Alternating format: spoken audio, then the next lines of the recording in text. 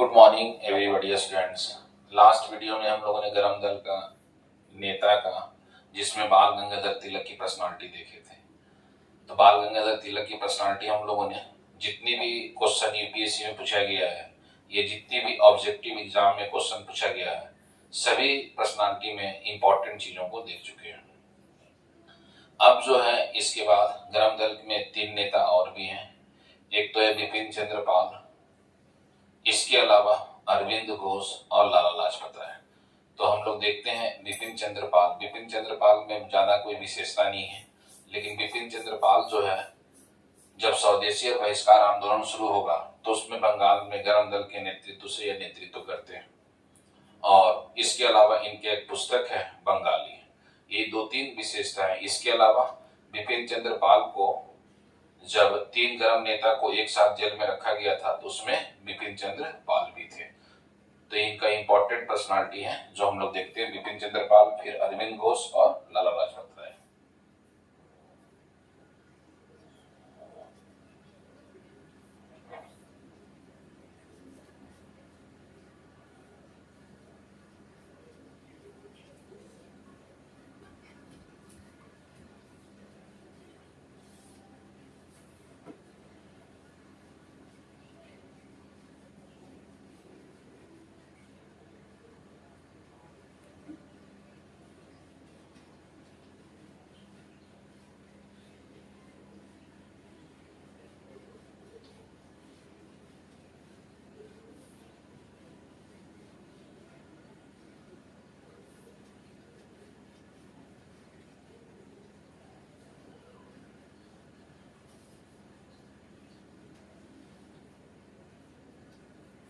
बिपिन चंद्र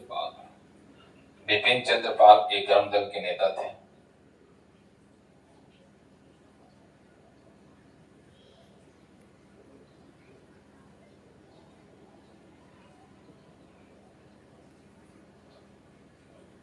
यह एक गरम दल के नेता थे।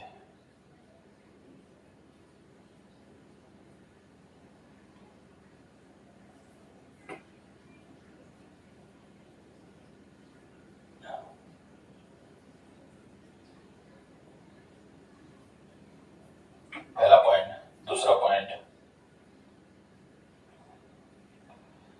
स्वदेशी और बहिष्कार आंदोलन, स्वदेशी एवं बहिष्कार आंदोलन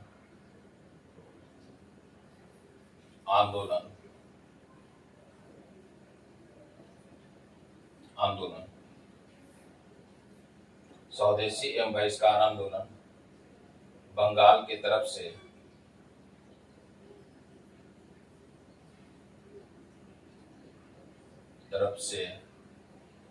ब्रिटिश सरकार का विरोध कर रहे थे।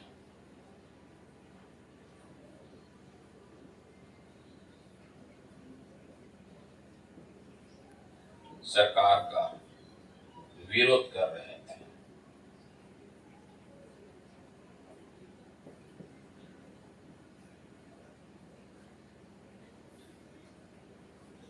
और गरम दल के 3 नेताओं को जो मंडले जेल में गिरफ्तार करके रखा गया था, बाल गंगाधर तिलक, बिपिन चंद्र पाल और लाला लाजपत राय,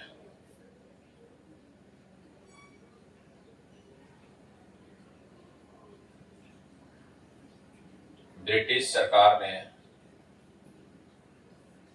ने बिपिन चंद्र पाल को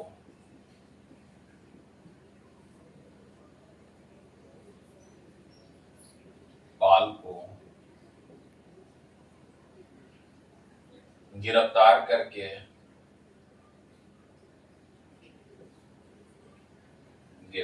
करके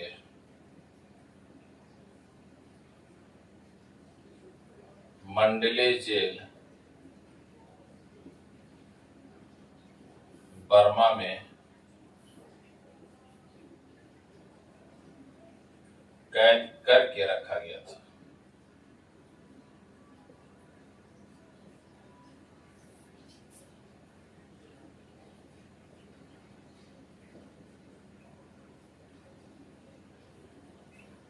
इसके अलावा बिपिन चंद्र पाल के द्वारा एक पुस्तक लिखा गया है बंगाली, और यह बंगाली पुस्तक 3 व्यक्ति के द्वारा लिखा गया है। एक तो सुरेंद्र नाथ बनर्जी के द्वारा लिखा गया है, दूसरा जो पुस्तक लिखा गया है बिपिन चंद्र पाल के द्वारा बंगाली, और एक अरविंद घोष, अगला जो पर्सनालिटी पढ़ेंगे अरविंद घोष, उसके भी उन्होंने भी बंगाली पुस्तक लिखे हैं। तो आप याद रखिएगा, यह बिपिन चंद्र पाल की सबसे इंपॉर्टेंट पर्सनालिटी है, 3 से 4 पॉइंट जो सबसे एग्जाम में पूछा जाता है। आप इसका जब तक स्क्रीनशॉट ले सकते हैं।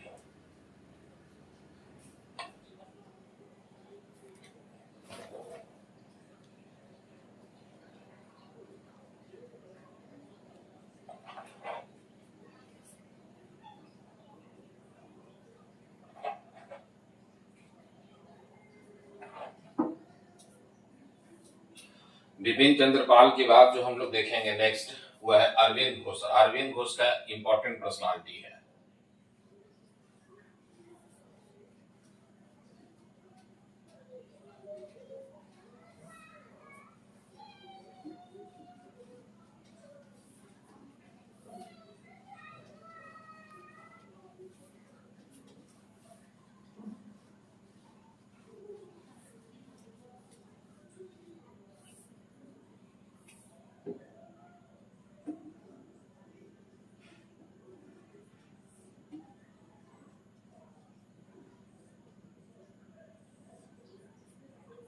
अरविंद घोष एक आधुनिक भारत के आध्यात्मिक नेता थे।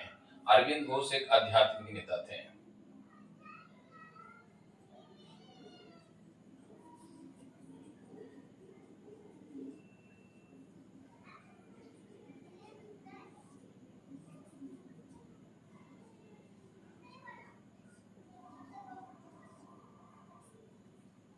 इसके अतिरिक्त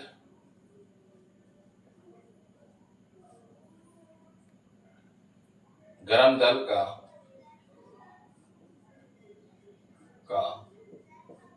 एक महत्वपूर्ण नेता थे।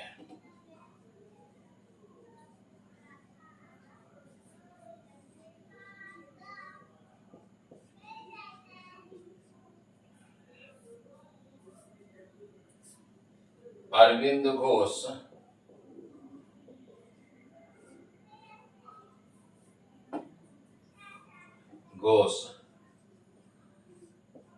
ICS की परीक्षा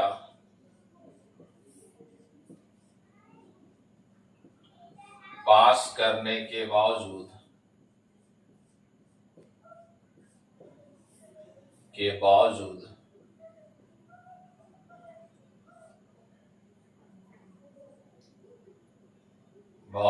ICS की नौकरी नहीं किए थे।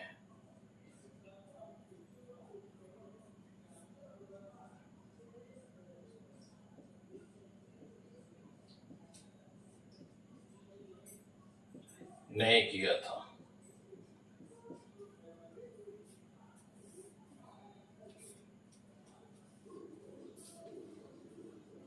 उन्नीस 1905 और 6 ईस्वी में बंगाल से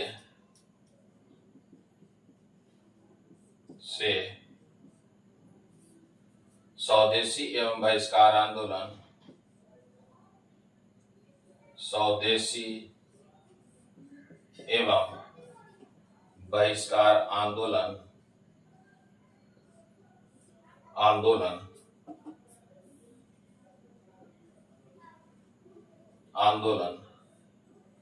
का नेतृत्व कर रहे थे।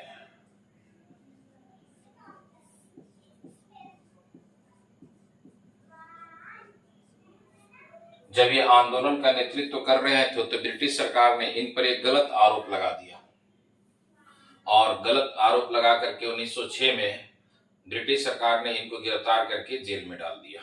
और वह आरोप क्या लगाया गया था? एक इन पर केस चलाया गया था, अलीपुर षड्यंत्र केस। और ये अलीपुर षड्यंत्र केस 2023 के RS के पेपर में भी क्वेश्चन पूछा गया है। अलीपुर षड्यंत्र केस किस राष्ट्रीय नेता के विरुद्ध लगाया गया था? तो अरविंद घोष।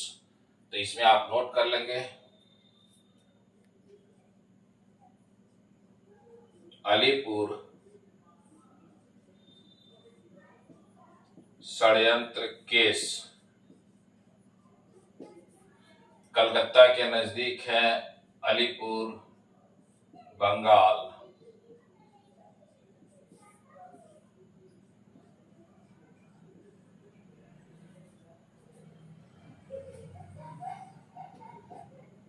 उन्नीस सौ छह ईस्वी में ब्रिटिश सरकार ने 1906 ईस्वी में ब्रिटिश सरकार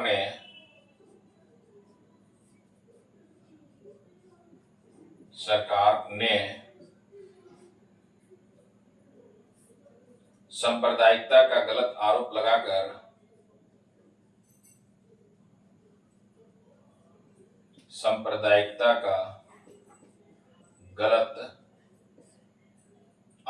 लगाकर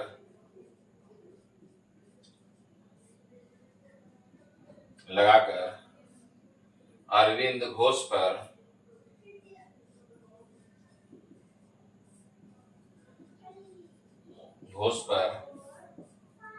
अलीपुर षड्यंत्र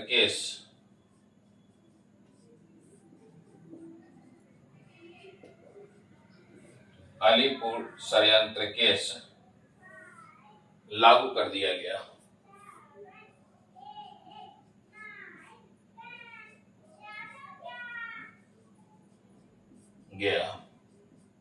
और इन्हें गिरफ्तार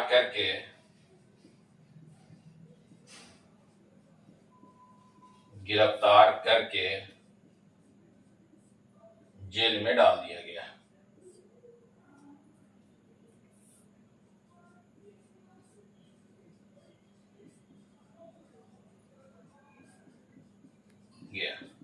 तो इसीलिए क्वेश्चन इंपॉर्टेंट है, आप इसे याद करके चलेंगे।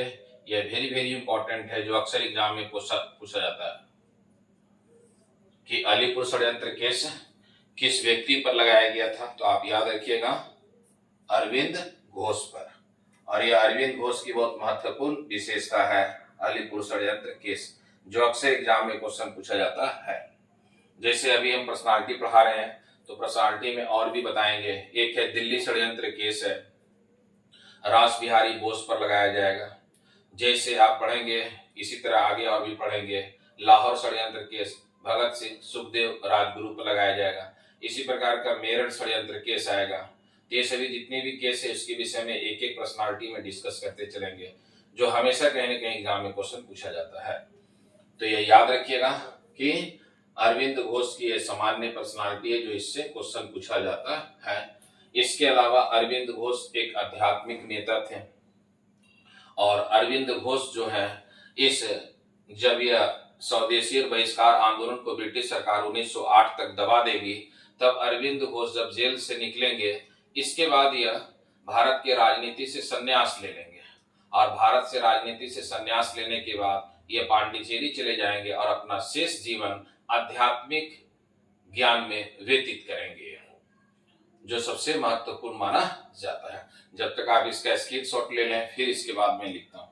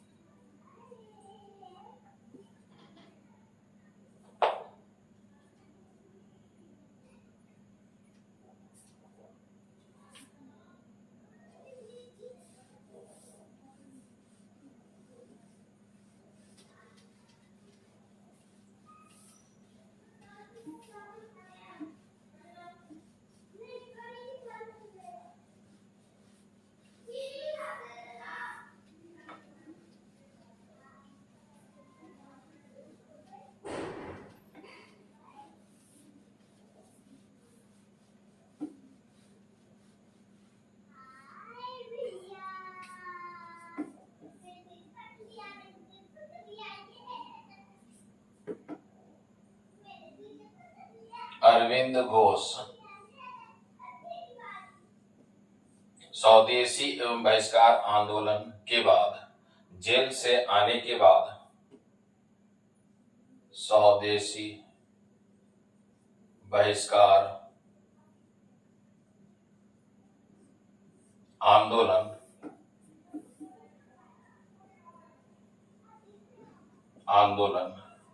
में जेल जाने के बाद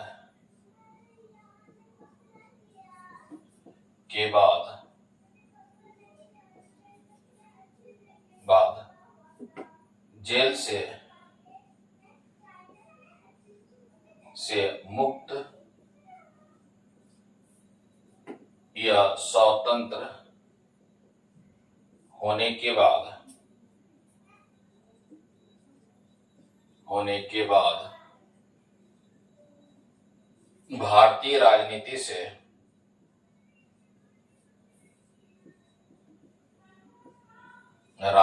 से संन्यास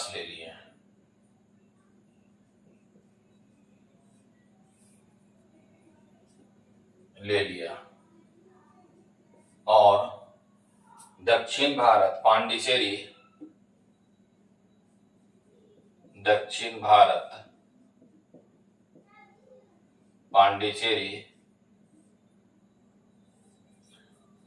जाकर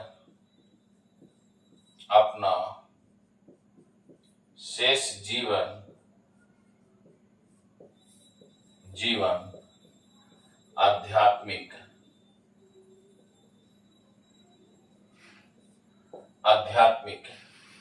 के रूप में व्यतीत किए थे।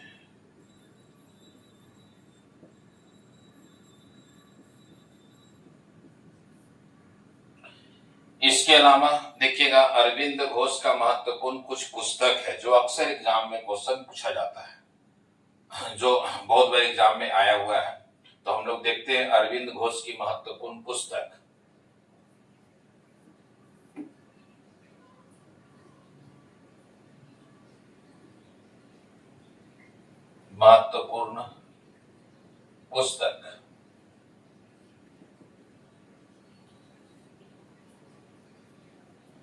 जिसमें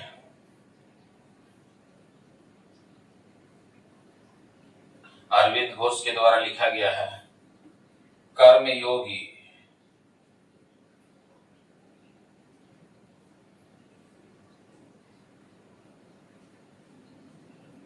Savitri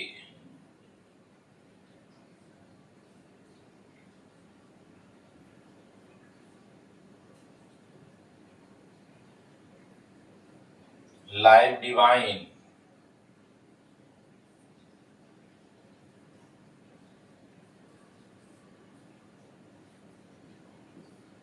new lamp for old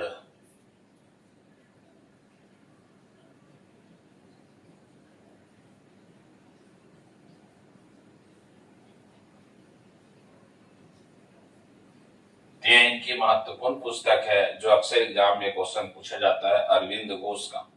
Arvind Ghosh के संबंध में आप 2-3 पर्सनालिटी याद रखिए। एक अलीपुर षड्यंत्र केस जो सबसे इंपॉर्टेंट है। इसके अलावा इनकी पुस्तक जो 4 पुस्तक मैं लिख रहा हूं ये इसे आप याद रखें जो अक्सर एग्जाम में क्वेश्चन पूछा जाता है।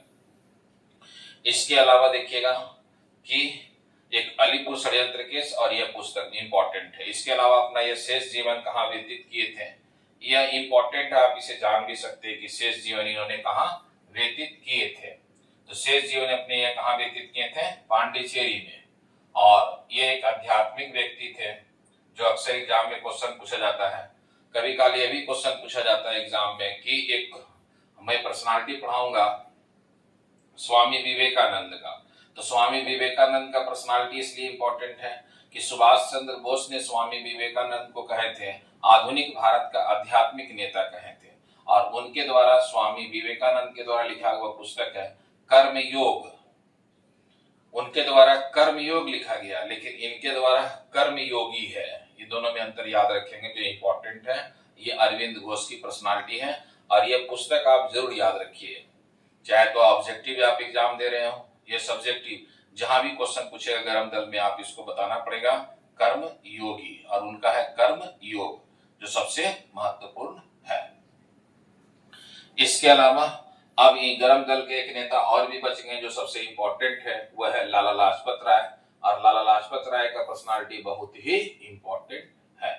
तो नेक्स्ट हम लोग लिखते हैं लाला लाजपत राय। आप इसका स्क्रीनशॉट ले लें इस पुस्तक का, जो अक्सर एग्जाम में भी पूछा जाता है।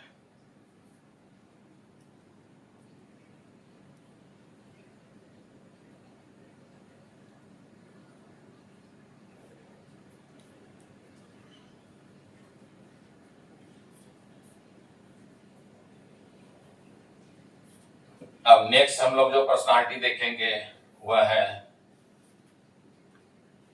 लाला लाजपत राय, जो सबसे इंपॉर्टेंट है। बाल गंगाधर तिलक के बाद लाला लाजपत राय।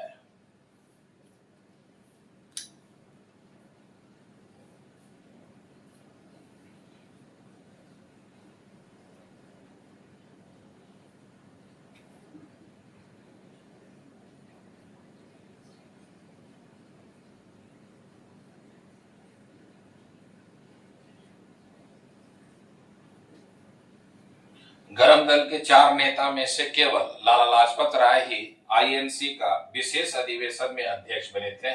सितंबर 1920 में कांग्रेस का विशेष अधिवेशन होगा कलकत्ता में, और 4 नेता में केवल लाला लाजपत राय कांग्रेस का अध्यक्ष बनते हैं। लाला लाजपत राय से बहुत सारा पर्सनालिटी है जो एग्जाम में पूछा जाता है। लाला लाजपत राय को पंजाब केसरी के नाम से भी जानते हैं। यह एक गरम दल का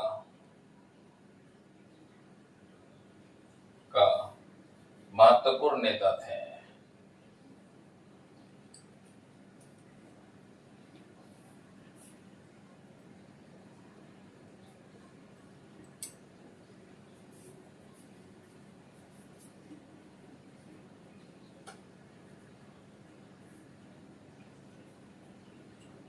इसके अलावा लाला लाजपत राय को पंजाब केसरी के नाम से जानते हैं। इन्हें पंजाब केसरी के नाम से जानते हैं।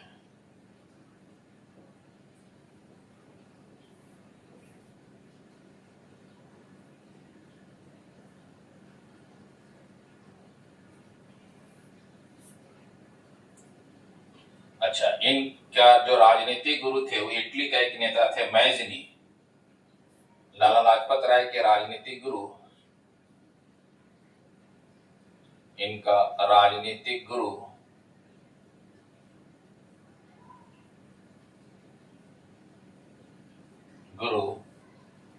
इटली का एक महत्वपूर्ण नेता, इटली का एक महत्वपूर्ण नेता मैजनी था।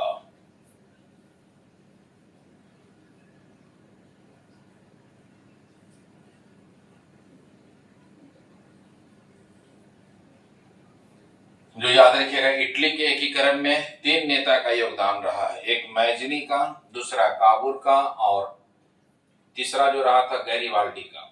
और ये तीनों ने मिलकर के इटली का एकीकरण किया था। तो यही एग्जाम में क्वेश्चन पूछा जाता है कि मैजनी जो थे, मैजनी को अपना आदर्श मानते थे लाला लाजपत राय, और इसी आदर्श के कारण उन्हें अपना राजनीतिक गुरु बना लिए थे। क्यों? क्योंकि मैजनी ने एक संगठन बनाया था जिसका नाम था यंग इटली। मैजनी का एक संगठन था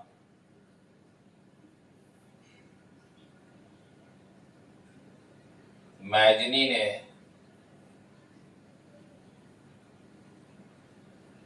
इटली का एकीकरण करने के लिए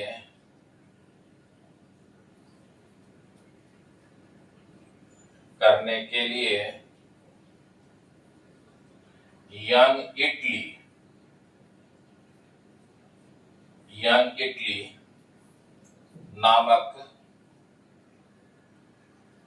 संगठन का निर्माण किया था।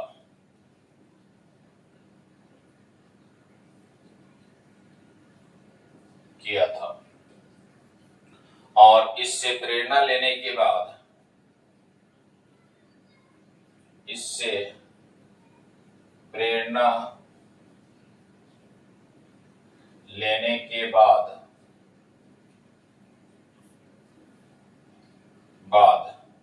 लाला लाजपत राय ने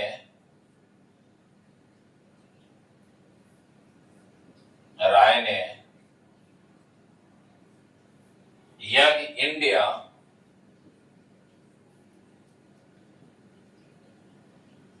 इंडिया नामक संगठन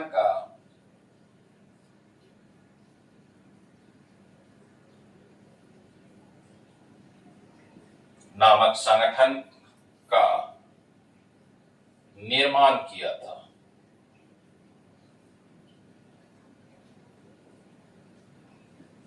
इसलिए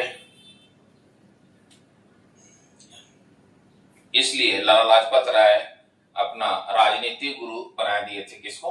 मैगजीनी को। तो आप इसे याद रखेंगे जो इंपॉर्टेंट है। इसके अलावा गरम दल के 4 नेताओं में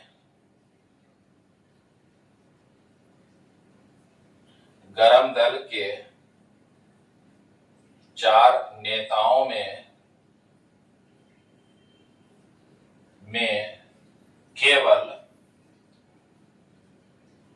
लाला लाजपत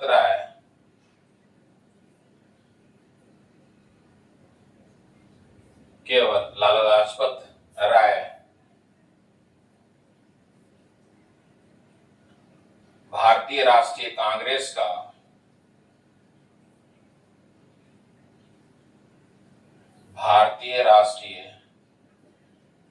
कांग्रेस के अध्यक्ष पद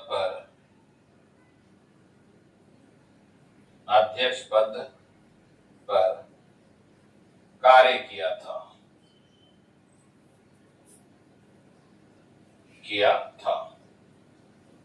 यह अधिवेशन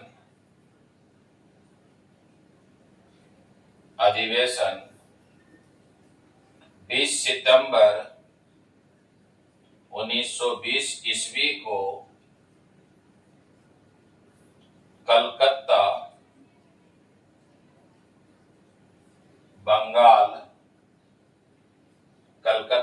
बंगाल में विशेष अधिवेशन हुआ था।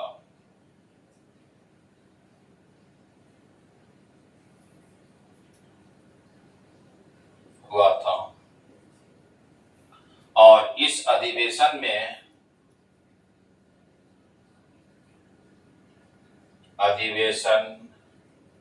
में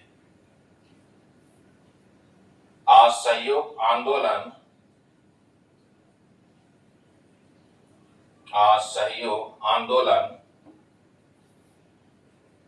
आंदोलन संपूर्ण भारत में चलाने की अनुमति दी गई थी। तो आप इसे याद रखिएगा, जो भी इनका इंपॉर्टेंट पर्सनालिटी है जो अक्सर एग्जाम में पूछा जाता है। तो आप इसे याद रखिएगा। गरम दल के 4 नेता में कौन कौन हो गए? तो बाल गंगाधर तिलक, लाला लाजपत राय, बिपिन चंद्र पाल और अरविंद घोष, ये 4 नेता रहे हैं जो इंपॉर्टेंट है। यह लाला लाजपत राय की पर्सनालिटी है। इसके अलावा और भी लाला लाजपत राय की पर्सनालिटी है, इसका आप स्क्रीनशॉट ले सकते हैं। इसके बाद फिर नेक्स्ट पॉइंट लिखते हैं।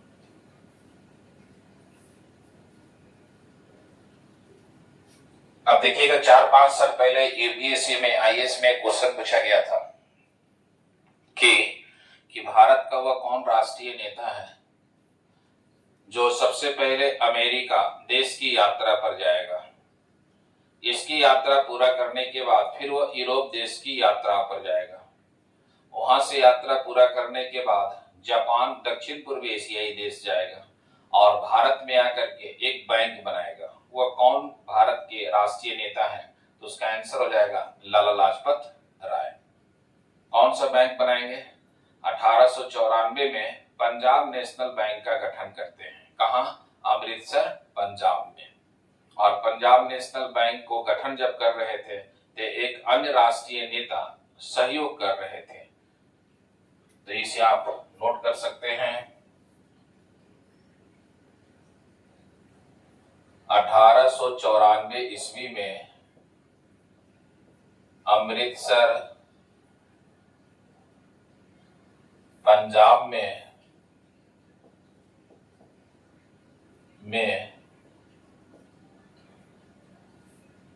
लाला लाजपत राय ने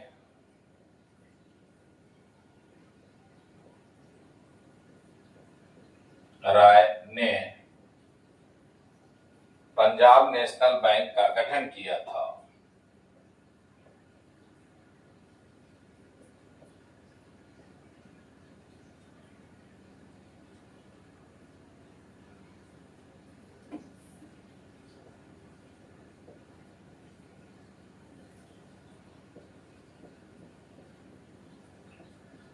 गठन किया था।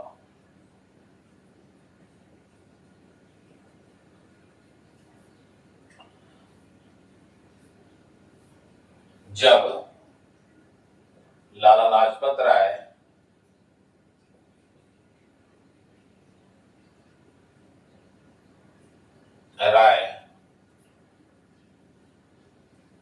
इस बैंक का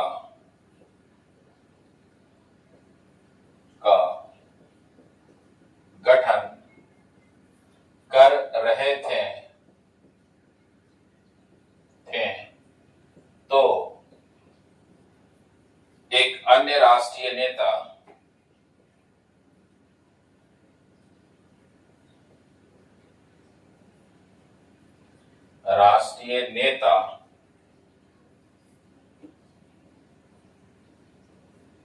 दयाल सिंह मजीठिया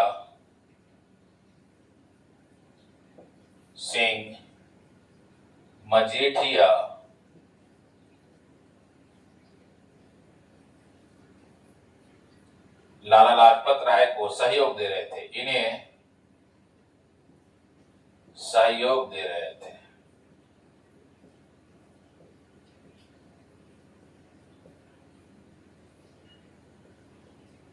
यह भी क्वेश्चन एग्जाम में पूछ चुका है कि जब लाला लाजपत राय पंजाब नेशनल बैंक का गठन कर रहे थे तो एक अन्य राष्ट्रीय नेता कौन थे जो सहयोग दे रहे थे? तो आप याद रखिएगा दयाल सिंह मजीठिया।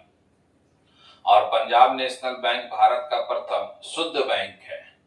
शुद्ध बैंक का अर्थ होता है कि जब कोई भी बैंक अपने कस्टमर को जब अकाउंट खुलाने जाते हैं तो उनको चेक बुक देता है, और पहला कंडीशन। दूसरा कंडीशन, सिविल बहुत अच्छा होने पर उन्हें लोन प्रोवाइड करता है। तो इसीलिए पंजाब नेशनल बैंक भारत का प्रथम शुद्ध बैंक है, प्योर बैंक है। तो आप इसे याद रखेंगे जो इंपॉर्टेंट है। इसके अलावा पंजाब से स्वदेशी और बहिष्कार आंदोलन का नेतृत्व लाला लाजपत राय किए थे। पंजाब से स्वदेशी एवं बहिष्कार आंदोलन का नेतृत्व लाला लाजपत राय किए थे।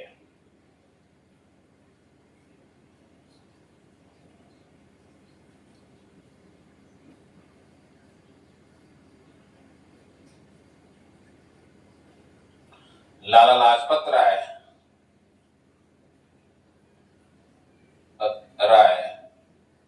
अपने प्रारंभिक जीवन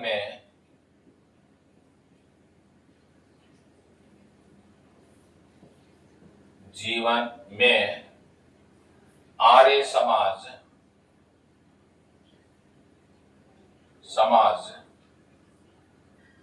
का एक सदस्य थे।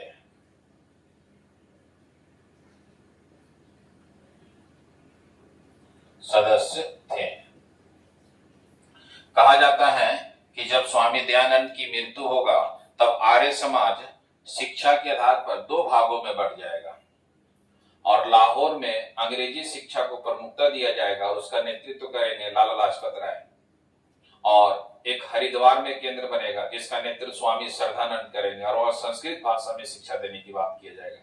इसीलिए आर्य समाज दो भागों में बट गया था और अपने प्रारंभिक जीवन में यह आर्य समाज के एक सदस्य रहे थे। इसके अलावा जब देखिएगा आप पढ़ेंगे कि 1906 में मुस्लिम लीग का गठन होगा।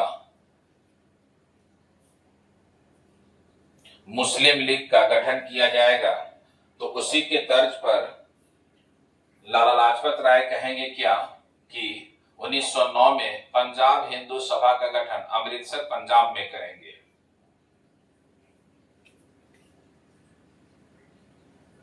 उन्नीस सौ 9 ईस्वी में लाला लाजपत राय ने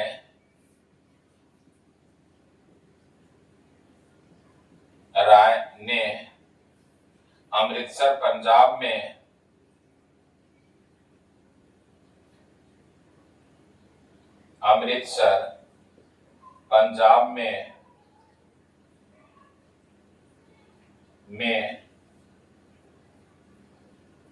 पंजाब हिंदू सभा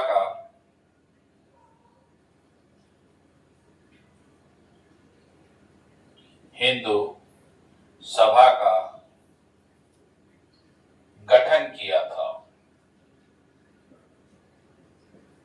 इनका मानना था कि जैसे मुसलमानों के लिए मुस्लिम लीग है तो हिंदुओं के लिए भी संगठन होना चाहिए, और हिंदुओं के लिए संगठन में क्या बना दिए इन्होंने, बना दिए पंजाब हिंदू सभा।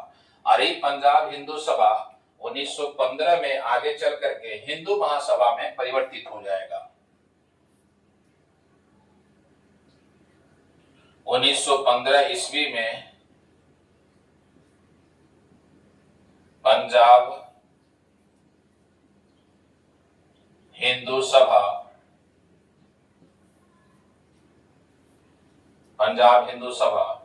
हिंदू महासभा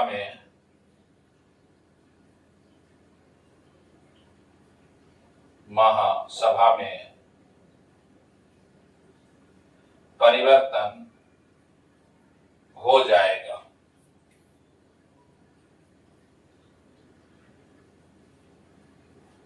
और हिंदू महासभा का नेतृत्व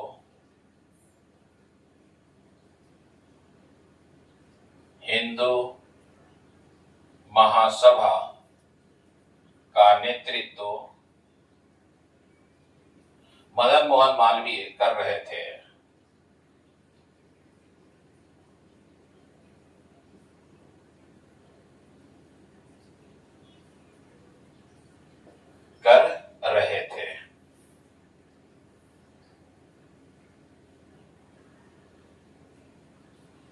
तो इसमें कुछ ये पॉइंट इंपॉर्टेंट है, इसका भी स्क्रीनशॉट आप ले सकते हैं। इनकी और भी पर्सनालिटी जो हम लोग लिखेंगे, है ना।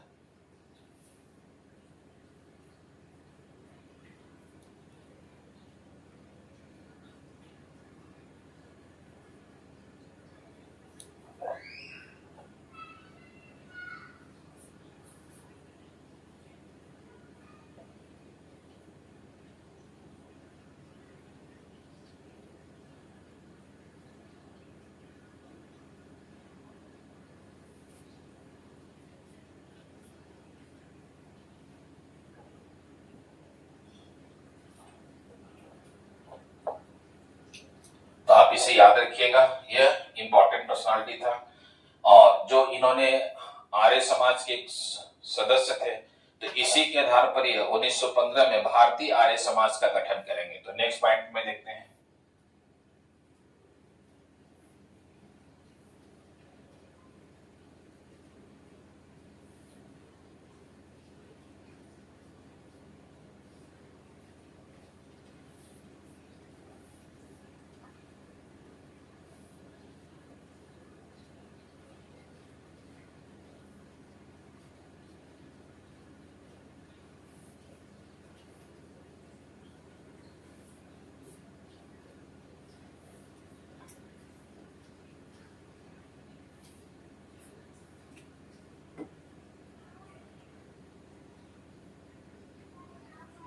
1915 ईस्वी में अमृतसर पंजाब में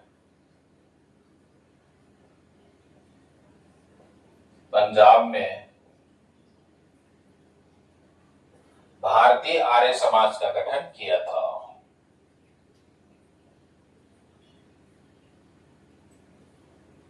भारतीय आर्य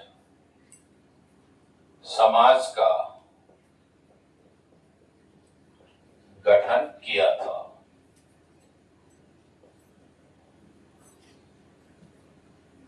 इसके अलावा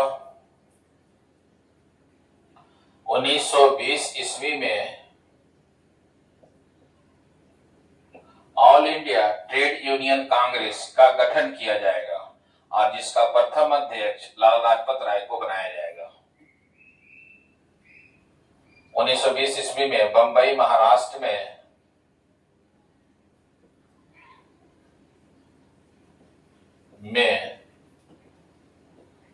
all India trade union Congress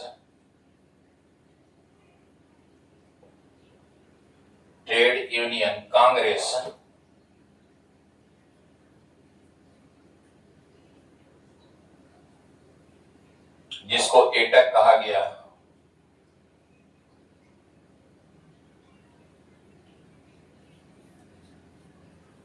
का गठन किया जाएगा।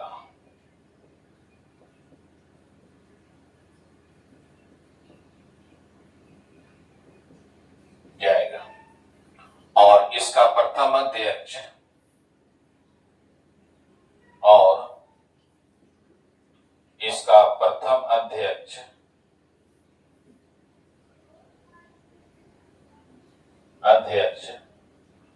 लाला लाजपत राय को बनाया जाएगा।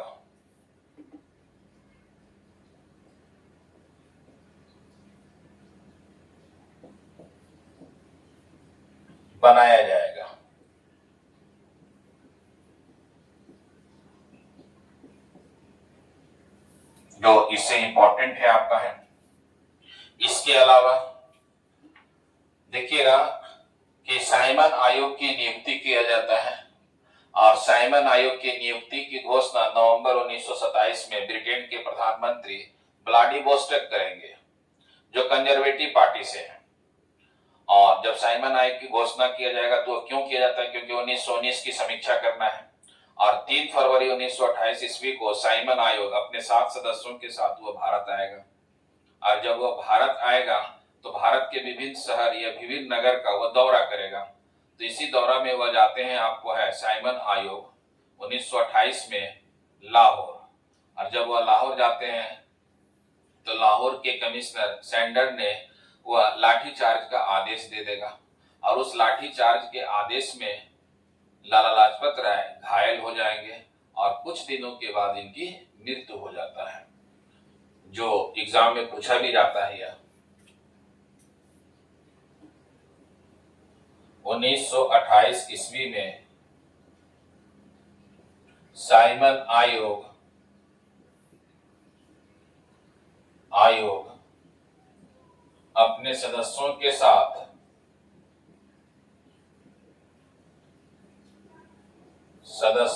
साथ लाहौर की यात्रा पर जाता है।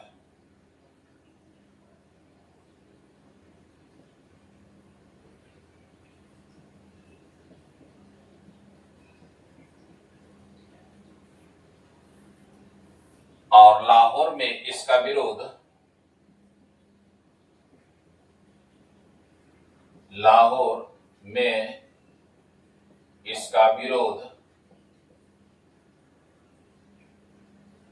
लाला लाजपत राय कर रहे थे।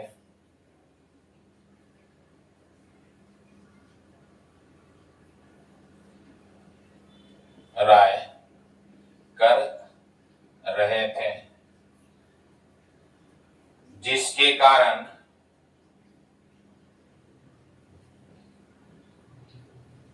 लाहौर के कमिश्नर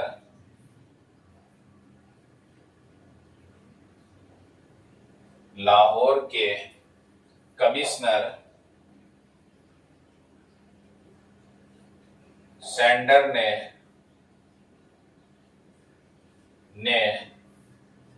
लाठीचार्ज का आदेश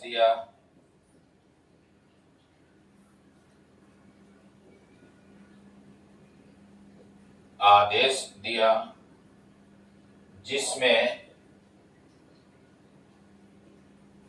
लाला लाजपत राय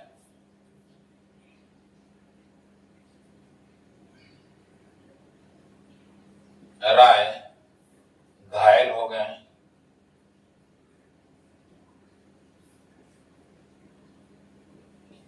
और कुछ दिनों के बाद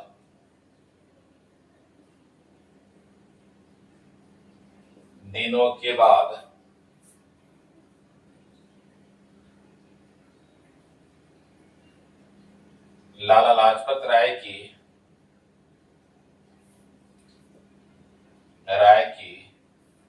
मृत्यु हुई थी।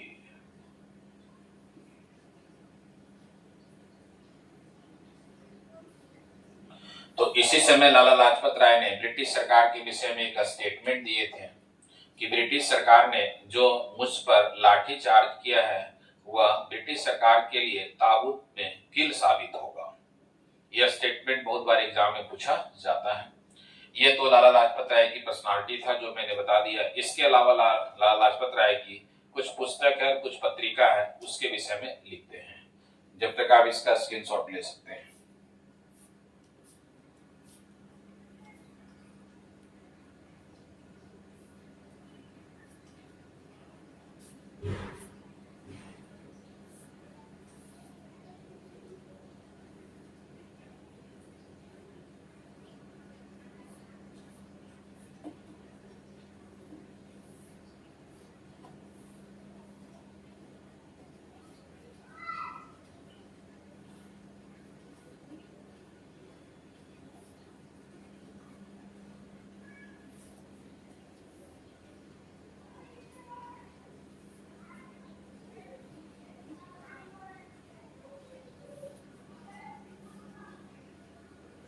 ये इनकी पुस्तक है जो अक्सर एग्जाम में पूछा जाता है, जिसमें सबसे पहले महत्वपूर्ण पुस्तक लिख लेते हैं।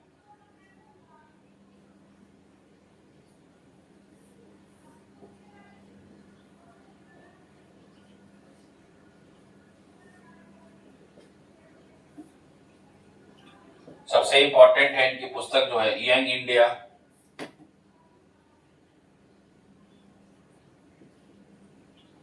यह पत्रिका के रूप में भी है और पुस्तक के रूप में भी है।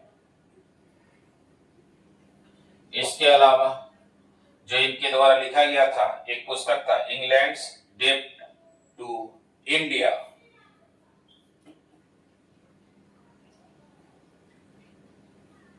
इंग्लैंड्स डेब्ट टू इंडिया।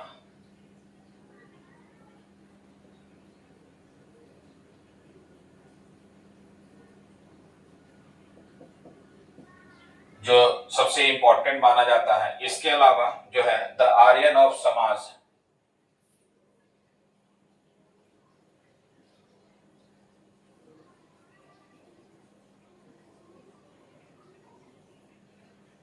आर्यन ऑफ समाज। इसके अलावा अनहैप्पी इंडिया,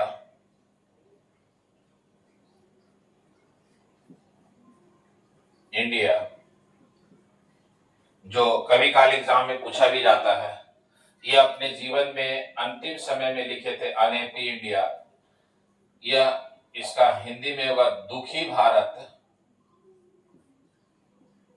तो अपने जीवन के अंतिम समय में भारत में जो घटनाएं घटित हो रही थी उससे काफी दुखी थे, इसीलिए इस पर इन्होंने पुस्तक लिखे थे अनहैप्पी इंडिया।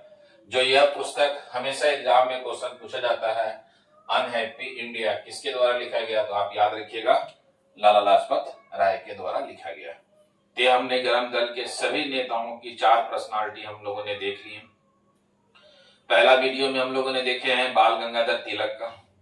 इसके अलावा 3 पर्सनालिटी हमने एक वीडियो में देख लिए हैं, जिसमें बिपिन चंद्र पाल है, अरविंद घोष है और लाला लाजपत राय है। इनकी पुस्तक, इनका भारत के राष्ट्रीय आंदोलन में महत्वपूर्ण योगदान क्या क्या रहा है, उन सभी विषय में हम लोगों ने चर्चा कर लिए। और जो इसके बाद नेक्स्ट पर्सनालिटी आएगा उस पर्सनालिटी पर हम लोग चर्चा करेंगे। और मॉडर्न इंडिया में पर्सनालिटी बहुत ही इंपॉर्टेंट है।